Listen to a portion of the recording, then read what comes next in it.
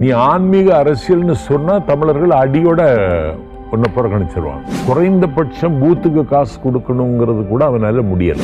திமுகவினுடைய கோட்டைகள் எல்லாம் சரிகின்றன. இருமுனை போட்டின்றது தமிழ்நாட்டில் எப்பவுமே இருக்க போகுது. ஸோ தாவேக்கா திமுக தானே இருக்கணும். நீங்க சொல்றதை வச்சு பார்த்தா திமுக போயிட்டு வேற ஒரு சக்தி வரும்ன்றீங்களா? வரும்.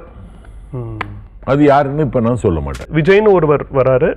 இதே அளவுக்கு இப்போ வேற ஒரு சே ஃபார் எக்ஸாம்பிள் நம்ம ரஜினி அவர் வராருன்னா இதே அளவுக்கு வெற்றி பெற்றிருக்க முடியும்னு நினைக்கிறீங்களா?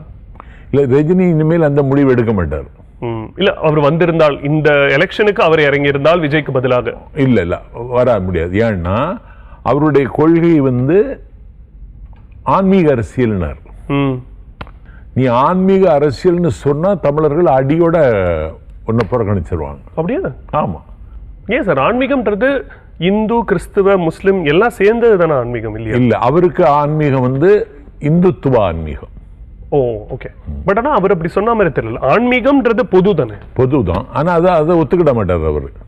அவருடைய ஆன்மீகம், அவருக்கு அங்கேயே ஒரு பாபா இருக்கார் இமயமலையில. இன்னும் அந்த அரசியலை அவர் கையில் எடுக்க விரும்பினார். தமிழ்நாடு அதை ஏற்காது.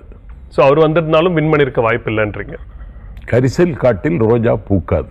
இப்போ நீங்க முதல் தடவை இவர் சிஎம் வருவார்னு எதிர்பார்த்ததுக்கும் சிஎம் எப்படி வருவார்னு எதிர்பார்த்திருப்பீங்களா? அது ஒரு ஹங் பார்லிமெண்டா தான் அமையும்னு நினைச்சீங்களா, இல்ல இது ஸ்வீப்பா இருக்கும்னு நினைச்சீங்களா? இல்ல, நான் ஸ்வீப்பா இருக்கும்னு நினைச்சேன். ஏன்னா அவ்வளவு வாக்காளர்கள் ரெடியா இருந்தாங்க. எங்க வேட்பாளர்கள் வசதி இல்லாதவனா போயிட்டான். குறைந்தபட்சம் பூத்துக்கு காசு கொடுக்கணுங்கிறது கூட அவனால முடியல.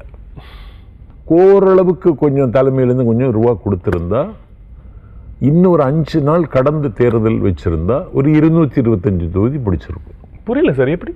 102 தொகுதியில் அதிமுக டெபாசிட் இழந்திருக்கு. திமுகவினுடைய கோட்டைகள் எல்லாம் சரிகின்றன. மக்கள் ஒரே மாதிரி தான் முடிவெடுப்பாங்களே தவிர ஒரு பெல்ட்டுக்கு ஒன்று இன்னொரு பெல்ட்டுக்கு ஒன்று அப்படியெல்லாம் கிடையாது தமிழ்நாடு. அது ஆச்சரியமா இருக்குல்ல சார், இந்த கொங்கல்லாம் நம்ம இது வரைக்கும் பார்த்ததே இல்லை இப்படி மாறி.